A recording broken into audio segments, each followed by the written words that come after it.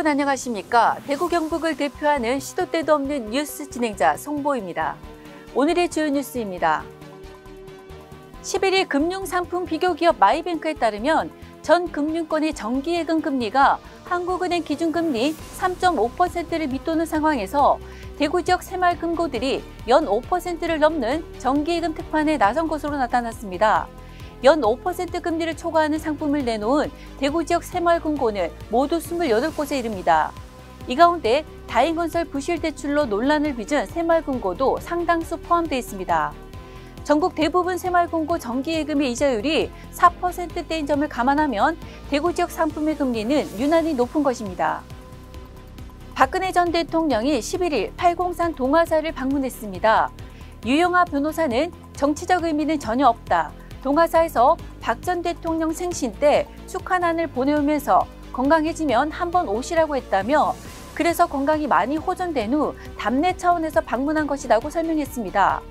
유 변호사에 따르면 박 전 대통령의 다음 행보는 지역 전통시장인 현풍시장이 될 가능성이 큰 것으로 보입니다.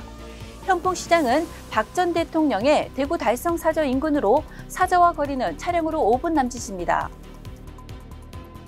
대구시청 상격별관에 대한 개발 방향이 금년간 나올 전망입니다.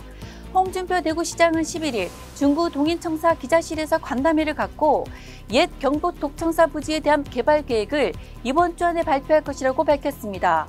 홍 시장은 국립근대미술관보다 더 좋은 시설들이 도청사 후적지에 들어올 것이라며 기대감을 높였습니다. 홍 시장은 또 동구 K2 공공항 후적지에 대한 개발 사업자로 한국주택토지공사를 언급했습니다. 대구시 군위군을 관할하게 될 강북소방서가 오는 17일부터 운영을 본격 시작합니다. 대구 소방본부에 따르면 7곡 행정타운에 들어서는 강북소방서는 소방공무원 272명, 장비 44대 규모입니다. 총 사업비 371억 6천여만 원을 들여 착공 1년 6개월여 만에 완공됐습니다. 강북소방서 개소로 북구 7곡 지역의 골든타임 개선뿐 아니라 오는 7월 대구로 편입되는 군위에서 발생하는 각종 재난재해 효율적 대응도 가능할 것으로 기대됩니다. 경북 안동의 한 다세대 주택 세입자들이 전세 보증금을 돌려받지 못할 처지에 놓이자 임대인 A씨를 전세 사기 혐의로 안동경찰서에 집단 고소할 예정입니다. 해당 빌라는 지난해 12월 경매로 넘어갔습니다.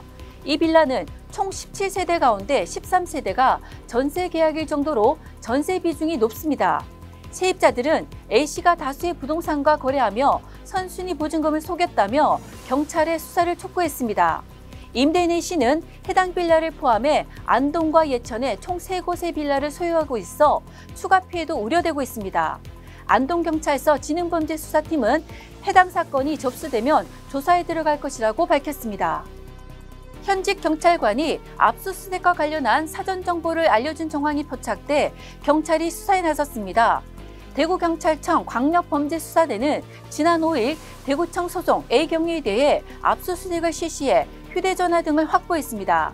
이날 경찰의 압수수색은 대구청 광역수사대가 지난달 17일 실시한 건설노조 사무실 4곳에 대한 압수수색과 관련이 있는 것으로 알려졌습니다.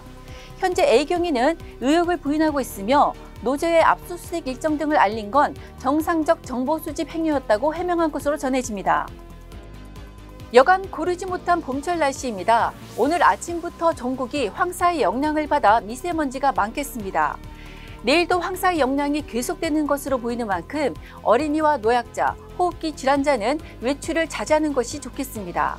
지금까지 4월 12일 수요일 시도 때도 없는 뉴스였습니다. 다음 시간에 뵙겠습니다.